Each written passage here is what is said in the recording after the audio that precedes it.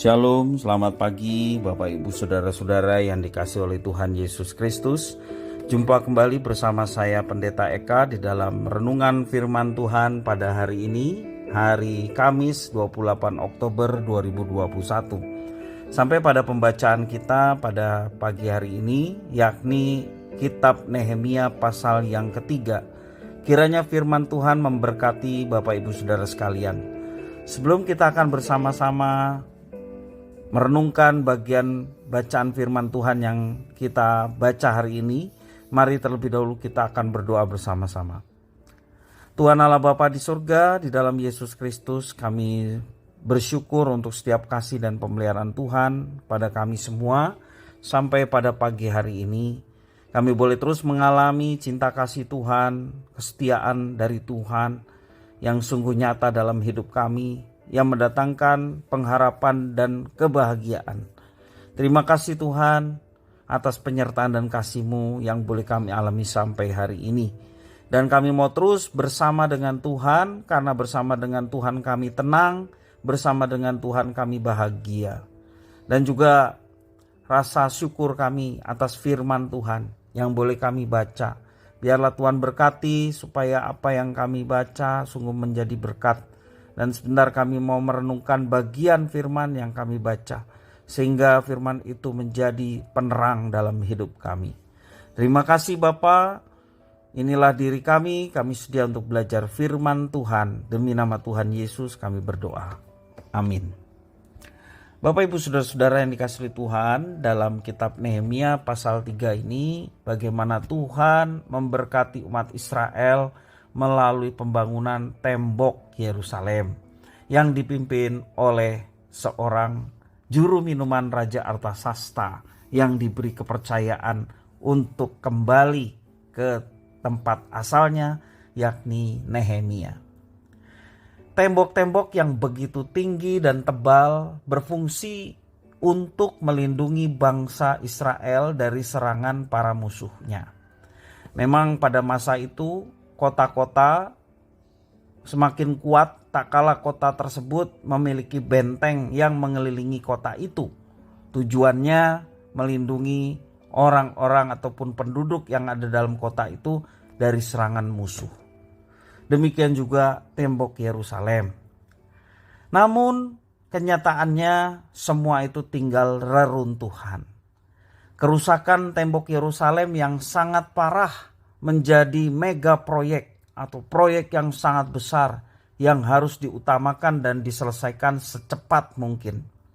Karena itu membutuhkan sumber daya manusia atau SDM yang banyak untuk menyelesaikan pekerjaan pembangunan tembok Yerusalem.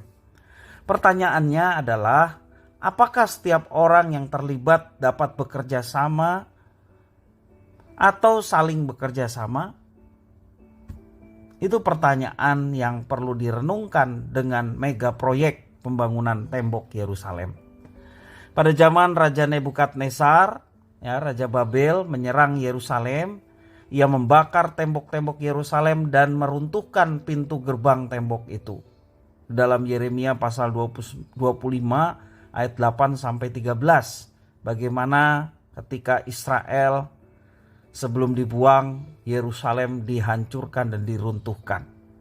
Nah Bapak Ibu Saudara-saudara yang dikasihi Tuhan, sesungguhnya kita meyakini setiap rangkaian yang terjadi dalam kehidupan umatnya, yakni umat Allah yang lama, bangsa Israel, bahkan juga bangsa asing termasuk Raja Nebukadnezar, mereka semua dipakai untuk memulihkan bangsa Israel supaya mereka semakin mengenal Tuhan dan menjadi penyembah-penyembahnya.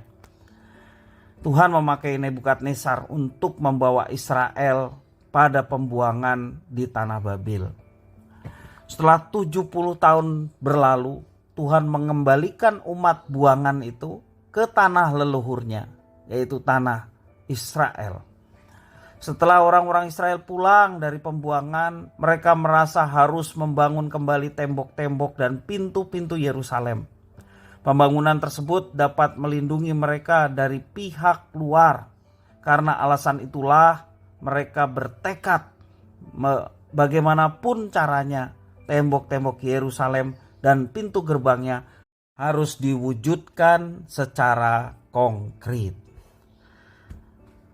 Tidak dapat dipungkiri bahwa visi tersebut telah menciptakan kebangunan rohani di antara umat Israel dan kekuatan kebersamaan di antara mereka.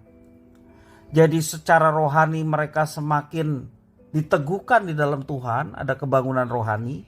Demikian juga dalam persekutuan antar umat Israel ada satu kekuatan atau sinergi oleh karena kebersamaan bangsa Israel.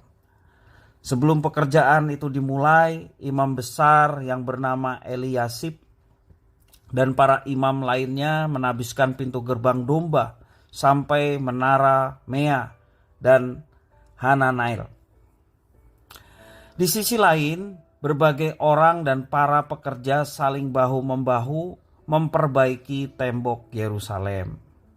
Pembangunan ini membutuhkan banyak sekali tenaga dan keterampilan, skill dari berbagai macam orang untuk pembangunan bait. Maksud saya pembangunan tembok Yerusalem. Dalam hidup bersama di dunia ini, Bapak Ibu Saudara-saudara, sebesar apapun kekuatan kita tidak akan mampu menyelesaikan masalah itu ketika kita menyelesaikannya sendiri. Ketika ada jalinan kerjasama, sebesar apapun rintangan yang ada akan dapat dihadapi bersama-sama. Jadi kekuatan sinergi, kekuatan persekutuan itu sangat diperlukan untuk kita menghadapi berbagai macam tantangan dalam hidup kita. Maka gereja yang juga salah satu fungsinya adalah persekutuan. Itu menjadi satu cara Tuhan untuk membentuk umatnya untuk saling memperhatikan, saling bergantung satu dengan yang lainnya, sehingga itu menjadi kekuatan besar. Dan kesatuan persatuan umat Tuhan yang dilihat oleh Tuhan yang telah memilih umatnya, bagi umatnya bersatu, maka itu boleh mendatangkan berkat bagi umat Tuhan. Maka Bapak Ibu Saudara-saudara, mari kita pelihara persekutuan, karena itulah kekuatan besar. Sekali lagi, apapun rintangannya, ketika kita menghadapi bersama-sama, kita mendapatkan kekuatan yang besar dan kita diberikan kemampuan untuk menyelesaikan setiap tantangan dan persoalan yang ada. Nah, Bapak Ibu Saudara, beban yang dipikul akan terasa lebih ringan. Karena itu marilah kita bekerja sama. Mari kita bersama-sama melayani Tuhan yang telah memanggil kita untuk satu tugas tanggung jawab, memancarkan terang Kristus dan hidup kita seperti garam, memberikan manfaat bagi orang-orang yang ada di sekitar kita, sehingga nama Tuhan dipermuliakan. Dan firman Tuhan mengajarkan, apabila anak manusia ditinggikan, dimuliakan, maka anak manusia itu akan menarik orang-orang datang kepadanya. Bapak Ibu Saudara-saudara yang dikasihi Tuhan, pembelajaran kita pada hari ini, mari kita bersama-sama melakukan tugas ini, ya. Sehingga melalui kebersamaan ini ada satu kekuatan besar dan kita pun merasa ringan untuk melakukannya karena kita melakukannya bersama-sama. Bapak Ibu Saudara-saudara, kalau Tuhan senang, apapun bisa terjadi. Kalau Tuhan senang, apa yang kita perlukan, apa yang kita butuhkan, maka Tuhan yang memelihara, mencukupkan sesuai dengan waktu dan rencananya bagi kita sekalian. Biarlah firman Tuhan pada hari ini boleh memberkati kita sekalian. Mari kita berdoa bersama. Tuhan Allah Bapa di surga yang kami puja sembah di dalam Yesus Kristus, kami sungguh bersyukur dan berterima kasih kepada Tuhan yang sudah memberkati kami sampai pada pagi hari ini juga dengan kebenaran firman Tuhan. Kami mohon Engkau yang memampukan untuk kami dapat menerapkannya. Kami boleh terus bekerja sama dengan baik dengan saudara seiman di gereja kami untuk terus bertumbuh bersama-sama di dalam Tuhan. Dan biarlah nama Tuhan dipermuliakan melalui persatuan umat Tuhan sekalian. Inilah doa permohonan ucapan syukur kami atas firman Tuhan. Semua doa permohonan ucapan syukur kami naikkan dalam nama Tuhan Yesus Kristus. Kami sudah berdoa dan bersyukur. Haleluya. Amin.